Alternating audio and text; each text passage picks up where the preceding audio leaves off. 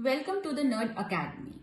आज हम क्लास 8 का एक्सरसाइज 7.1 का क्वेश्चन नंबर 3 देखने वाले हैं। क्वेश्चन 3 कह रहा है find the smallest number by which each of the following number must be divide two obtain the perfect cube. बोला कि हमें किस नंबर को इससे डिवाइड करना चाहिए स्मॉलेस्ट नंबर से ताकि हमें परफेक्ट क्यूब मिल जाए। क्वेश्चन 1 है 81। 81 को देखते हैं। 81 किसकी टेबल से जाएगा? 3 की टेबल से। कितने टाइम? 27 टाइम। 3 की टेबल में 27 9 टाइम आता है। 3 की टेबल में 9 3 टाइम आता है। 3 की टेबल में 3 1 टाइम आता है। तो 81 को मैं कैसे लिख सकती हूँ? That is 3 into 3 into 3 into 3। तो परफेक्ट क्यूब के लिए एक पेयर, यहाँ पे 3 बच रहा है, एक्स्ट्रा बच रहा है। तो स्मॉलेस्ट नंबर क्या हुआ? 3। अगर मैं 3 को हटा दूं तो एक ही पेयर बचा, 3 का एक पेयर बचा, तो वो परफेक्ट क्यूब बन जाएगा। तो मैं क्या लिखूंगी? 81 डिवाइडेड बाय किससे होना चाहिए? अकेला क्या बचा है? 3। तो 81 डिवाइडेड बाय 3। 81 को 3 से डिवाइड करते तो क्या कितना निकलता है अपना? 27। तो परफेक्ट क्यूब क्या है इसका? 27। This is the answer. Now moving toward the second part of question number 3। कह रहा है 128। 128 2 की टेबल से देखेंगे 64, 2 की टेबल में से देखेंगे 32, 2 की टेबल से 16, 2 की टेबल से 8, 2 की टेबल से 4, 2 की टेबल से 2 टाइम, 2 की टेबल से 1 जा। तो मैं 128 को क्या लिख सकती हूँ? 1 2 3 4 5 6 7।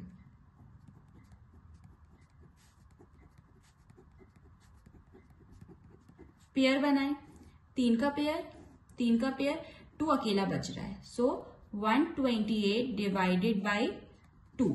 128 डिवाइड किया 2 से तो कितना बच आता है हमारा? 64।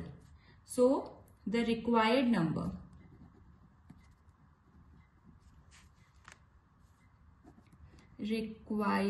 स्मॉलेस्ट नंबर क्या है?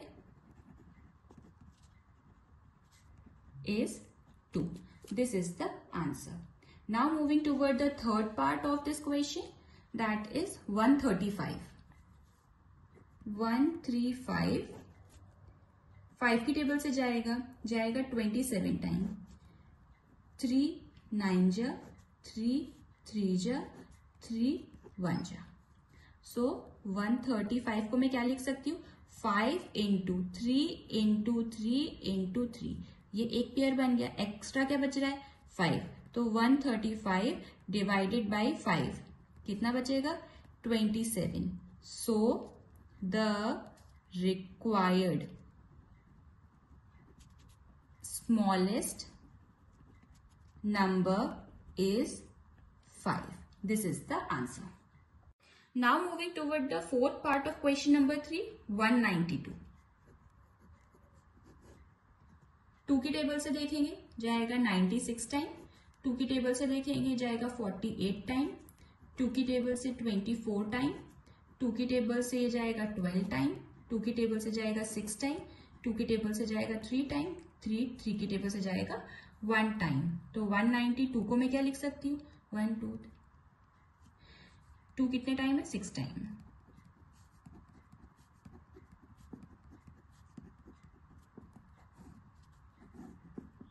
तो क्या नंबर बचा? 3। तो 192 डिवाइडेड बाई 3 कितना आएगा ये हमारा? 64. So the required smallest number 3. Now moving toward the last part of this question 704। आइए इसको देखते हैं। 704 किससे जाएगा? 2 से। That is 352 time. फिर 2 की टेबल से 176 टाइम। 2 की टेबल से 88 टाइम। 2 की टेबल से 44 टाइम। 2 की टेबल से 22 टाइम। 2 की टेबल से 11 टाइम। 11 की टेबल से 1 टाइम। सो 704 को मैं क्या लिख सकती हूँ?